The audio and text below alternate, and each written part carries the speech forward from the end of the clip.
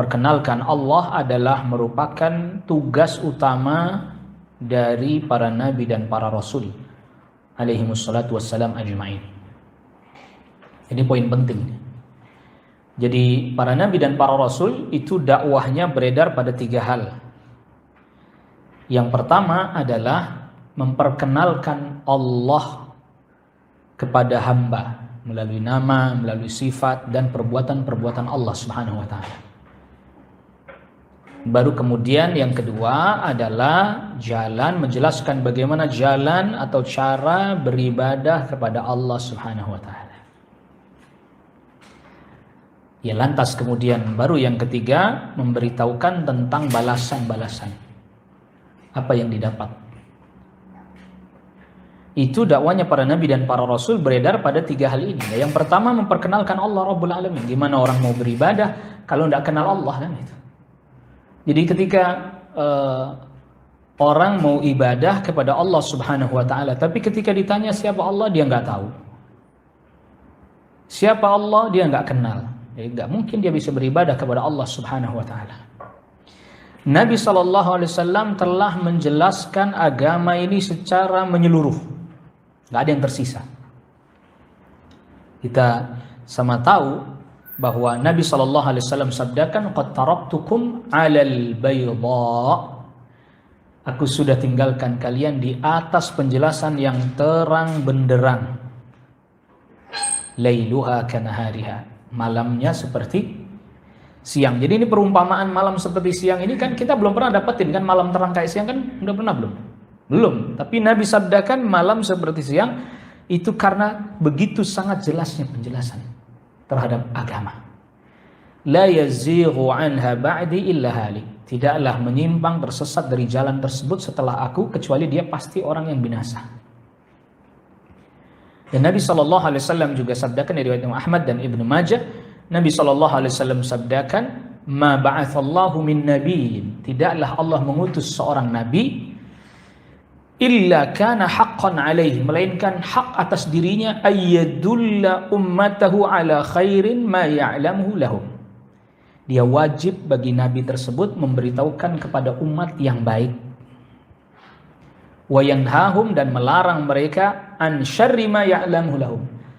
Keburukan harus dilarang.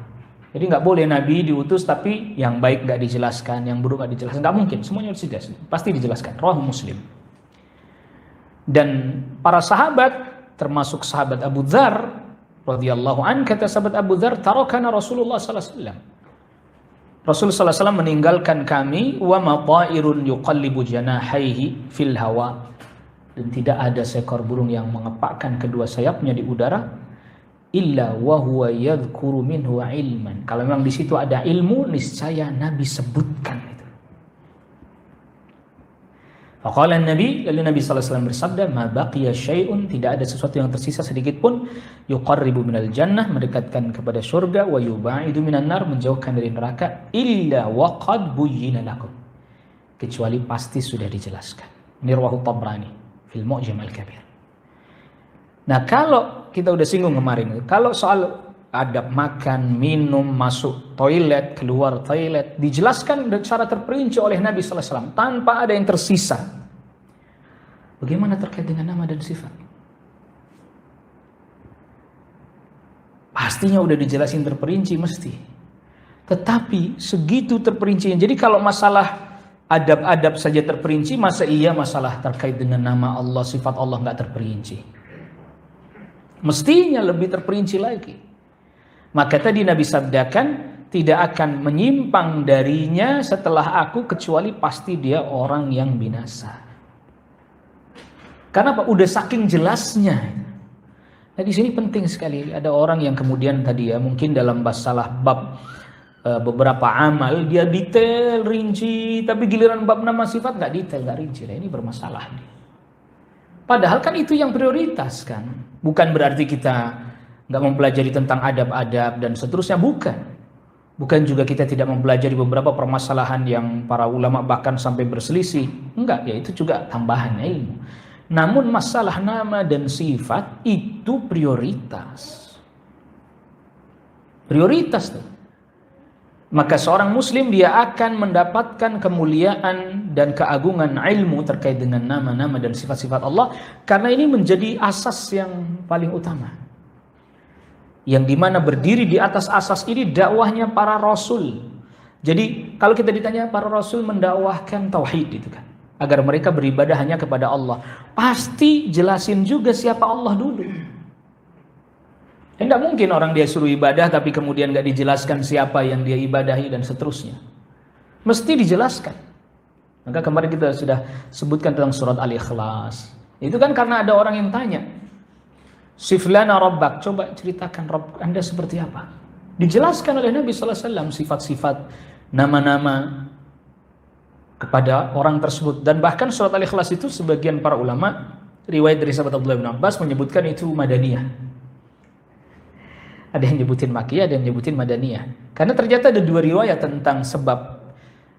Bahkan ada beberapa riwayat, tapi secara garis besar yang pertama, orang musyrik Quraisy yang tanya kepada Rasulullah SAW. Kalau begitu Makkiyah.